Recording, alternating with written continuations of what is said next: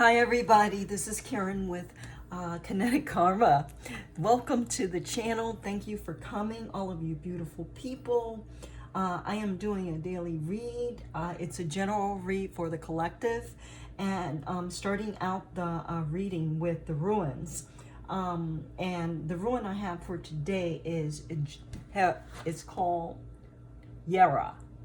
It's spelled J-E-R-A, and it looks like, I'm not sure if you can see that, but this is the symbol of it.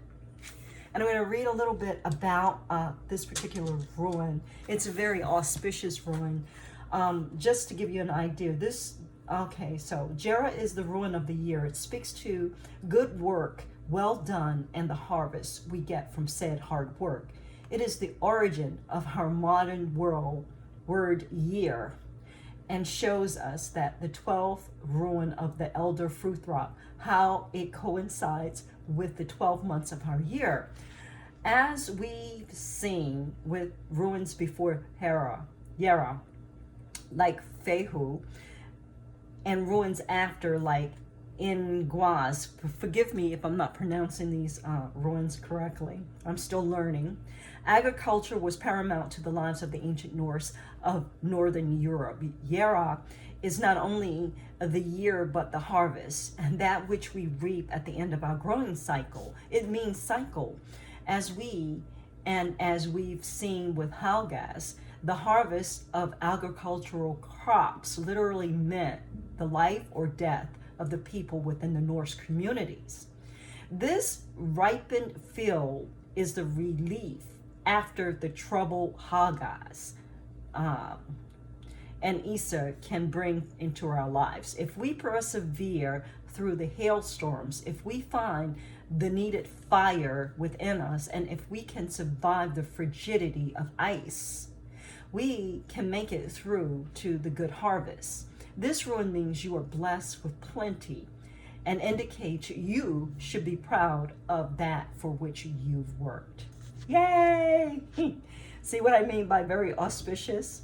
So you fought the good fight, you held in there. Basically, this is talking to the collective, or to people in the collective who have a stick-to-itness, who don't give up, who keep going no matter how dire the circumstances look. You find the beauty, you find the hope, you find the faith to proceed, to keep going, because ultimately persistence will win every time over giving up, over throwing in the towel. You can't win if you quit. And the only way you quit is that you accept whatever you've done so far as a failure, is what they're saying to me. When you accept that your actions are failures, then you quit. But really what the failure is that you quit.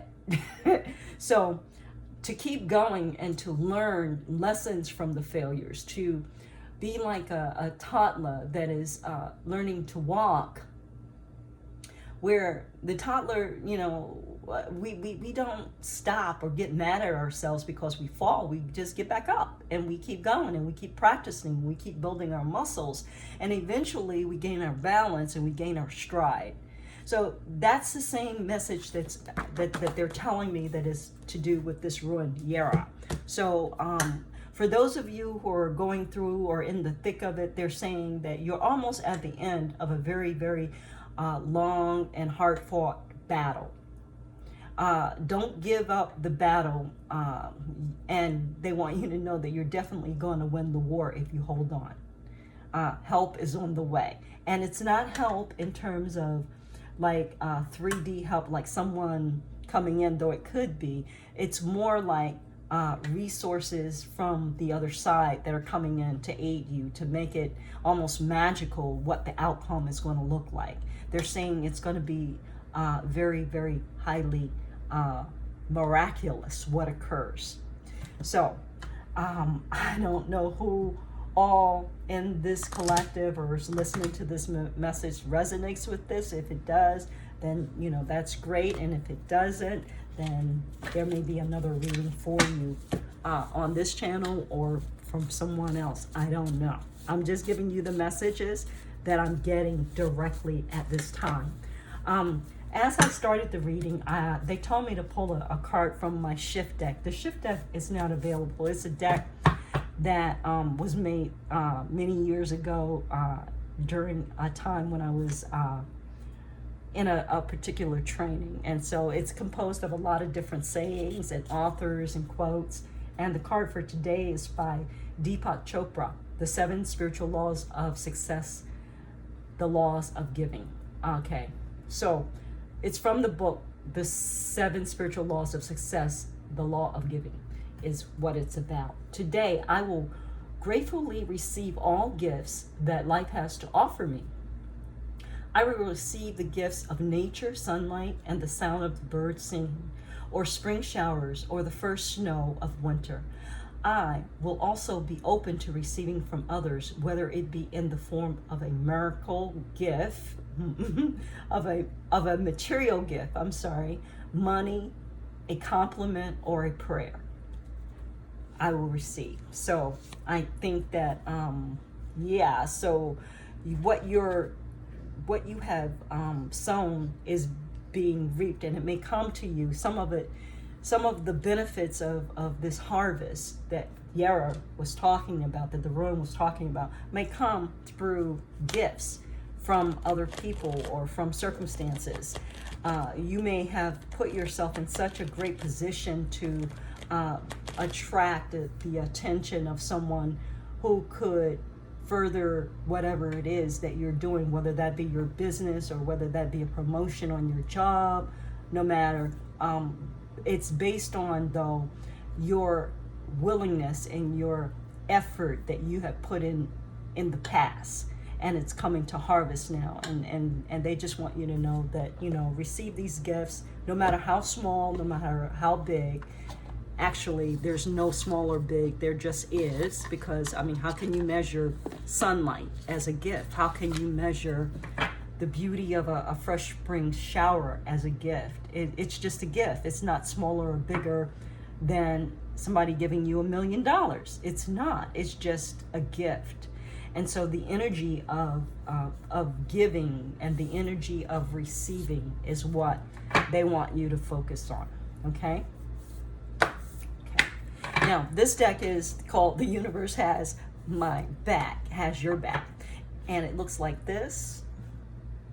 And let's see, what was I going to say to you? Something about this deck. Oh, so I had a serendipitous, I don't know if you call it that. I had an event occur today where I wrote down something that I wanted on a piece of paper, and then I had a conversation with someone, and they called out that very number to me in terms of an offer. And I thought, wow, that is so amazing, that the coincidences, that the serendipity, that the is falling like that. It's no coincidence. It really is me manifesting what it is I want. But it happened really quickly, so quickly, until it made me like blank. So the universe has your back. Let's see what the universe has to say to the collective now. When I lean toward love, I am led. When I lean toward love, I am led. May I have another one, please? I witness the darkness and call on the light. With my prayer, thank you, universe, for grounding me to perceive this fear through the eyes of the teacher of love. Okay, and I read this again because they seem like they go together. They're both talking about love. When I lean toward love, I am led. And this second card says, I witness the darkness and call on the light with my prayer. Thank you, universe, for guiding me to perceive this fear through the eyes of the teacher of love.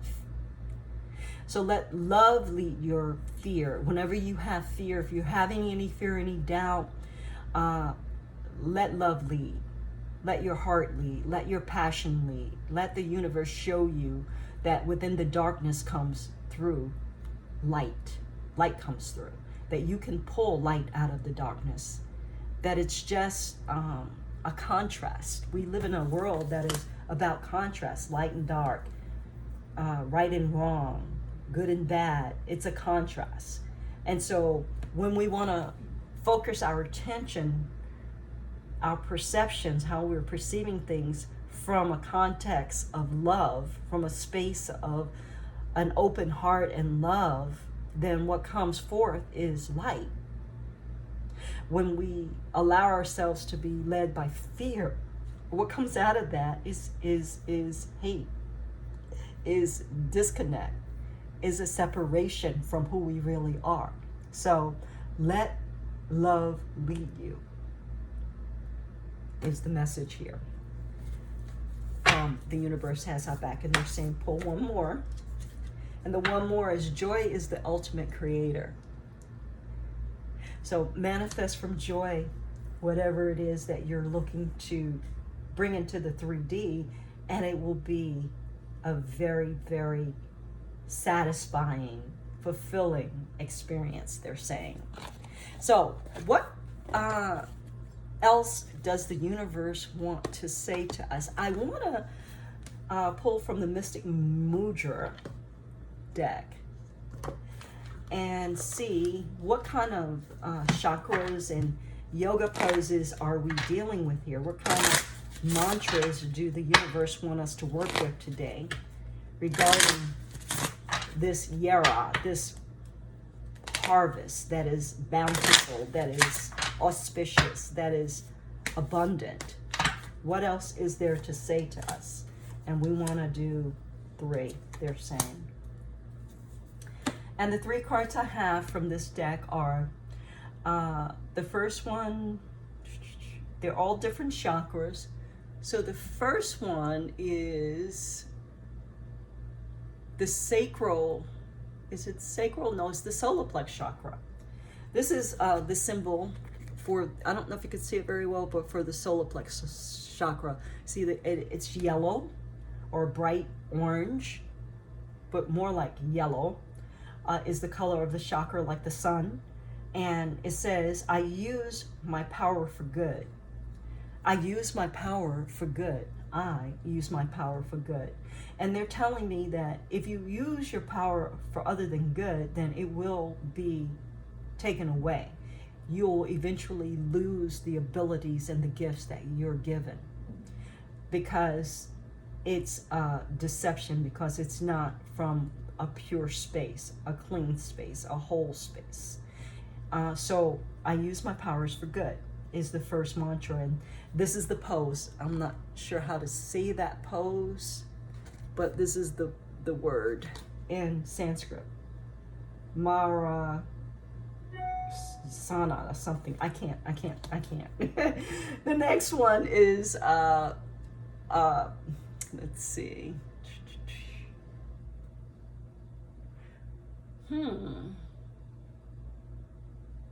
The next one is a heart chakra that we're dealing with, and the chakra is green, and it's the opening of the heart. It's, you want to balance your heart. You want to balance your passion with your practicality. We want to balance everything so that we are on an even road that is sustainable, that will get us to where we want to go. It's through balance, not extremes, that we create the most sustainable solutions, the most sustainable manifestations in our lives. And the pose is called the scales pose. And it looks like that. And it says, I open my heart to the universe and believe only positive experiences are coming to me. I open my heart to the universe and believe only positive experiences are coming to me. I open my heart to the universe and believe only positive experiences are coming to me. Believe and you shall receive is what I'm hearing. Believe and you shall receive.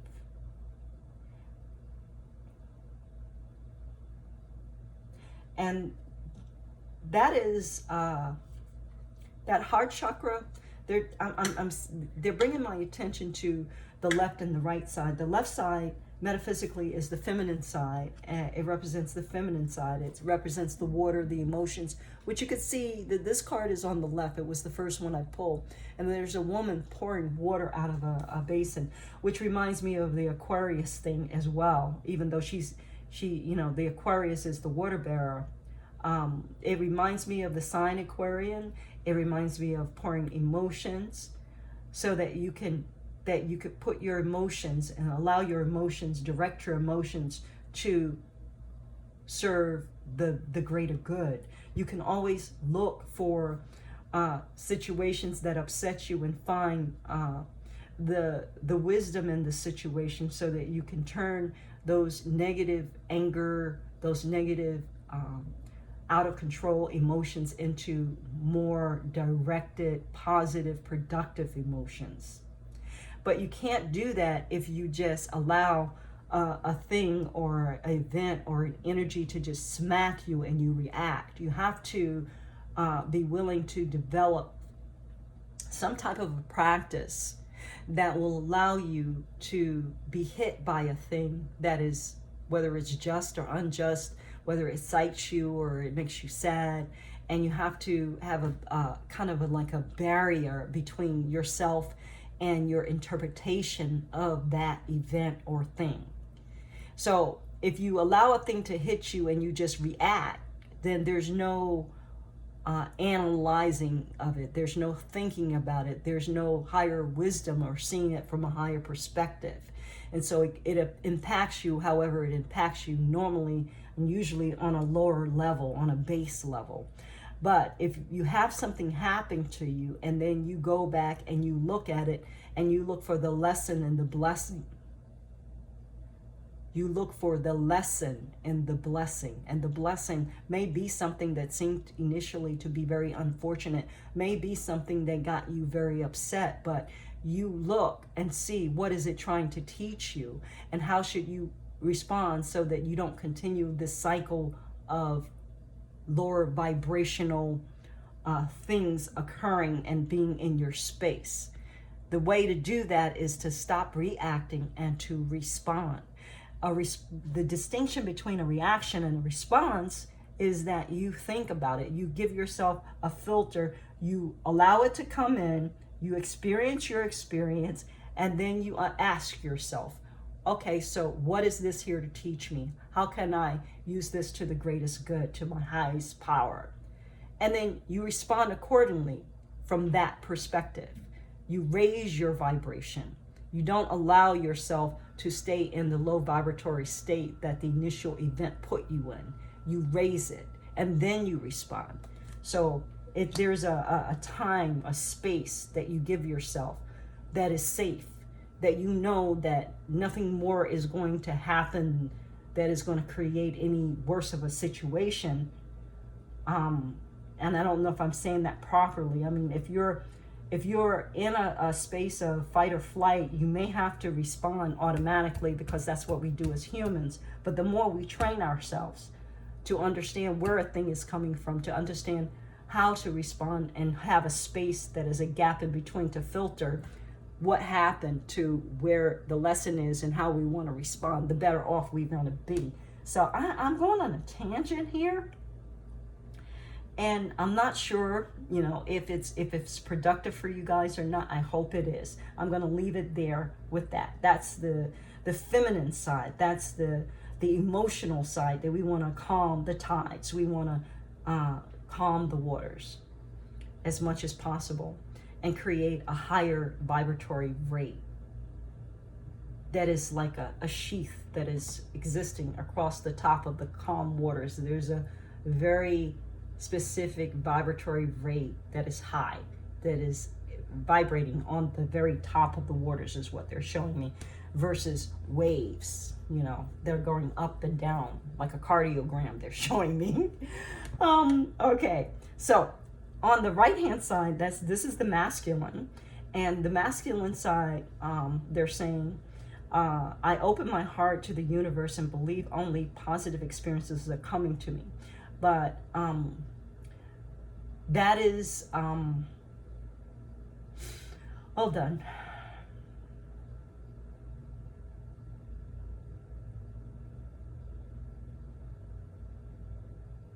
So there are many, many emotions, many, many triggers, many, many stimulus that are hitting us on a day-to-day basis. We have, television, we have ad campaigns, we have marketing, we have political views, we have all kinds of things that constantly are coming in, this stimulation to us. And our objective is to remain balanced and to not, go one way or the other too far, but to stay the middle road, to stay in a sense of peace within, that no matter what the storm is around us, that we stay within the eye of the storm, they're saying.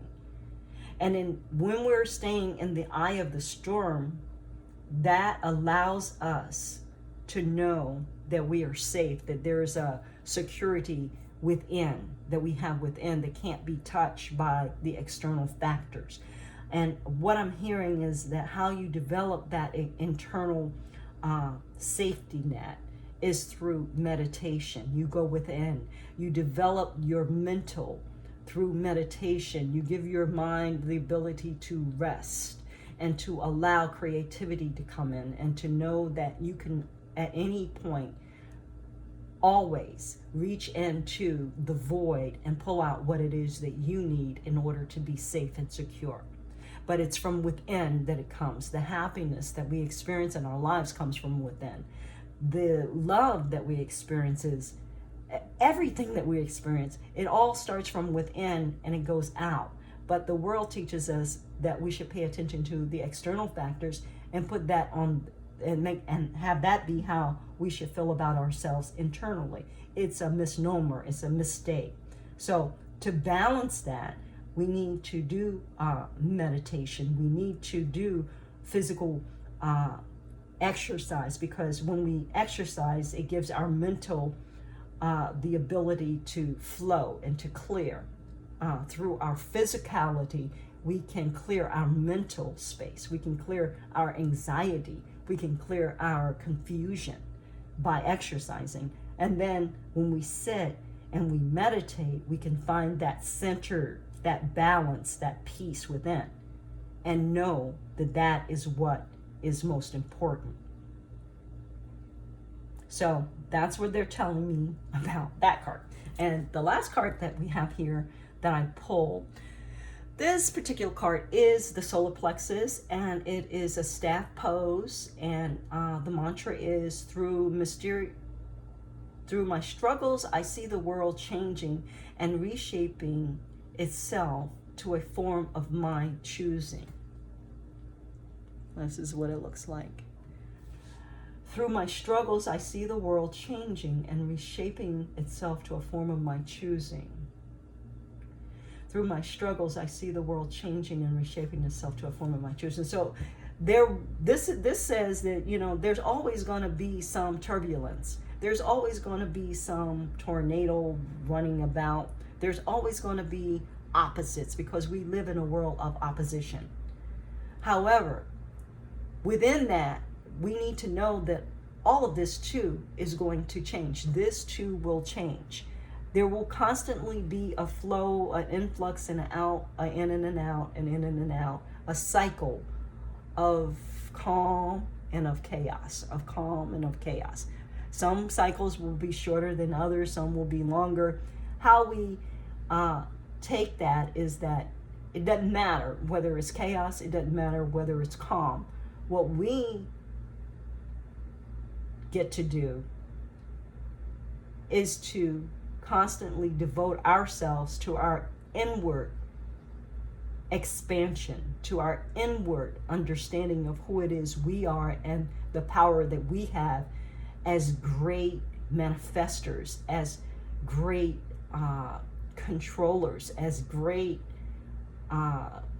spiritual beings.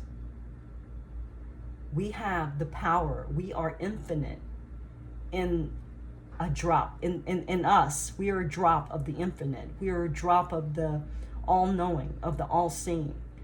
And the more we cultivate that, that is the struggle to cultivate that in spite of whatever life is throwing us. And sometimes they're saying it could throw us comfort. It could throw us so much comfort that we don't exercise, we don't find the need to exercise our muscles to maintain an internal balance that is of value and that is strengthening and that we come from.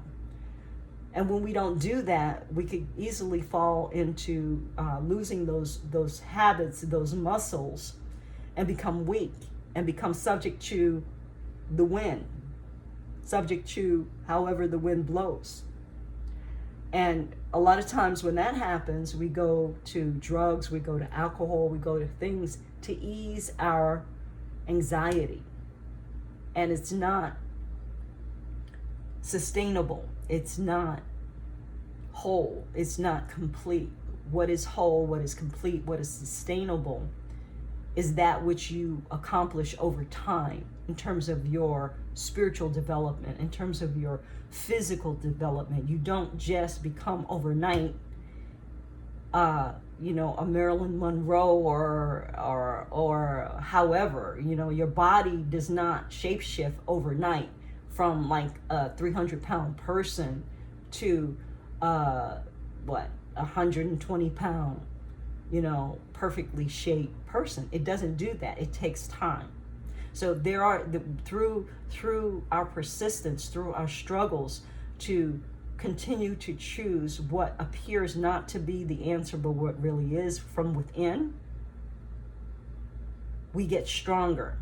We develop our ability to manifest more. We develop our ability to believe in ourselves more. We begin to see our manifestations happening more and more and more over time. And so we shape the world that we want. We create our world, co-create our world through our persistent focus on what it is we want and who it is we're being, and how authentic we're willing to be, they're saying. Okay, that's so heavy, I feel. I apologize if this reading is a bit heavy. I'm going to do just a couple cards from the Kipper deck. We have thoughts. We have false person. In the past, we have official person upside down. In the near future, we have great fortune upside down. Oh, my cards are all upside down. I'm not going to take them upside down. I'm going to put them like this. That's what they're telling me. At the base of the reading, we have message of concern. And at the top of the reading, we have poverty. How you see yourself is concern. How others see you as wealthy man. Hopes and fears is distant horizons, and they're saying travel to me. And then there is an outcome of despair. So who is this man at the center of the reading thinking of this woman? And what's crossing is a false person. So, I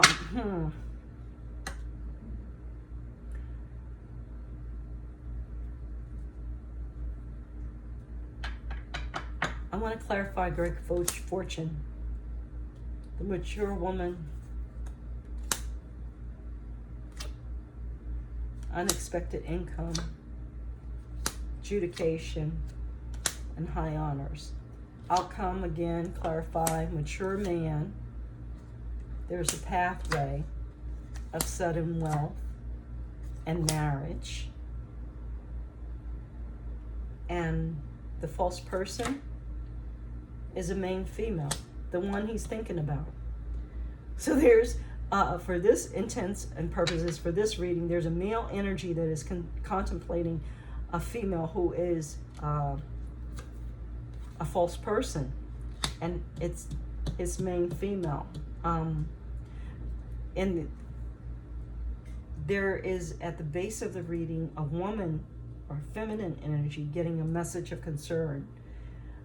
And what's at the top is about, and I would have to say it's about, this concern is about resources, about money, because what's crowning the reading is poverty. And in the near future, there is great fortune for a mature woman, unexpected income. And then there's a adjudication and high honor. So I would have to say that there's fortune coming for a mature woman in the near future because of something that was in place in the past that has to do with legal stuff, documents, that has to do with some kind of high connection between this woman and, I want to say, this man who is the center of the reading.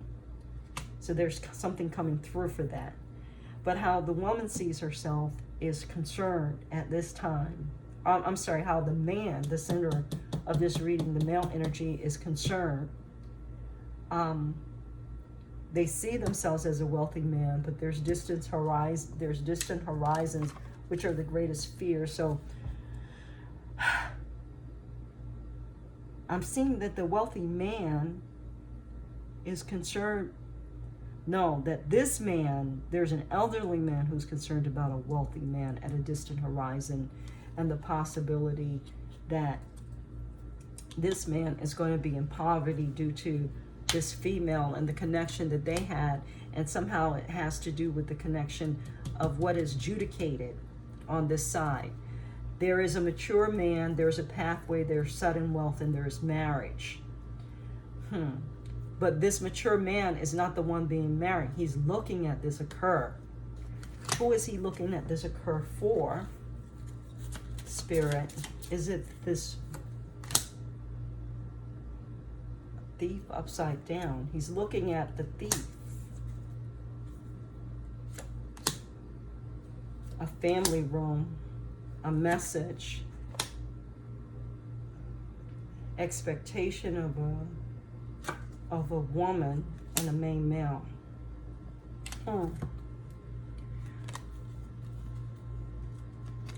So he's looking at, the mature man is looking at a thief. There is a family room, a message about something that a female was expecting from the main male. I gotta say, I'm a little thrown off on this, so let's see. Can we deal to clarify? I'm gonna use the Psychic Tarot because I'm a little confused. So please clarify the central man in this reading. Intuition. Please clarify the outcome. Positive movement forward. Please clarify the near future. Foundations and achievement. Okay, so that helps. So this man has an intuition about this female. And he knows about this false person. This man has an intuition about the false person who is the main female. Okay, and clarify what that intuition is regarding, please. Speaking about hope and the heart chakra. So someone is speaking from the heart. Someone spoke from the heart. This female who was using her intuition. And he's concerned about that. But meanwhile, what was crossing him was another female who was a false female, who was his main female. Okay. And then at the bottom, there was a message of concern, I believe, to the other female, the one who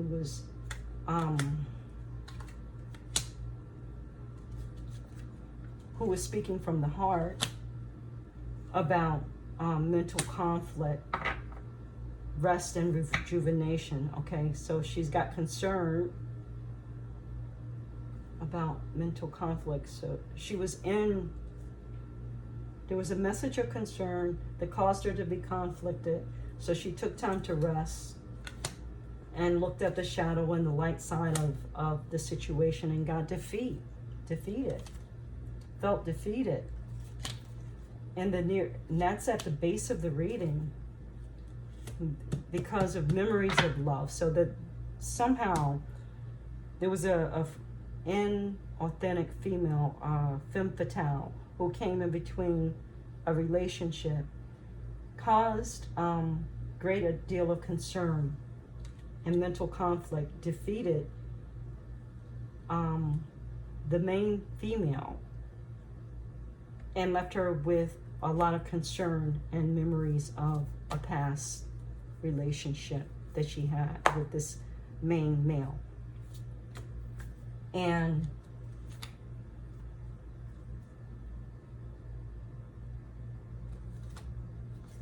yeah, so she spoke from her heart.